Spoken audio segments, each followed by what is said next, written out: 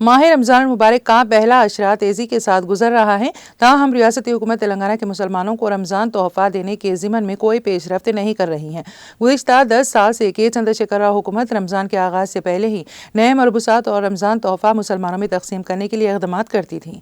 سابق KCR حکومت نے تلنگانہ میں اردو زبان کو دوسری سرکاری زبان کا موقف دے کر عمل درآمد کیا تھا، تاہم اقتدار کی تبدیلی کے بعد اردو کو دوسری سرکاری زبان کے موقف پر عمل آوری میں کوتاہی کی جا رہی ہے۔ ان خیالات کا اظہار ضلع کریم نگر کی BRS پارٹی کے سینئر اقلیتی قائد سید نعیم الدین نے اپنی رہائش گاہ پر منعقدہ پریس کانفرنس کو مخاطب کرتے ہوئے کیا۔ انہوں نے سری سیلم لفٹ بینک کینال کے حالیہ سرنگ سانحے کا تذکرہ کرتے ہوئے کہا کہ یہ ریونت ریڈی حکومت کی کھلے عام ناکامی اور 8 مزدوروں کی قیمتی جانوں کا اتلاف سرکاری قتل کے مترادف ہے۔ اس میں متعلقہ کانٹریکٹرز JP گروپس کی غفلت اور تساہلی نظر آتی ہیں۔ سید نعیم الدین نے ملک کی سطح پر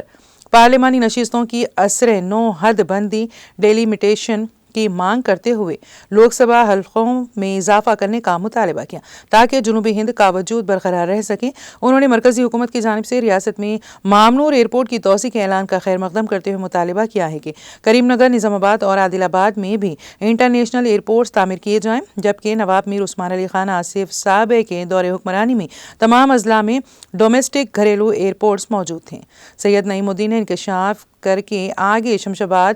ایئرپورٹ کے منتظم GMR گروپ کی جانب سے کیے گئے معاہدے کے تحت ورنگل ایئرپورٹ کو کشادہ کیا جا رہا ہے۔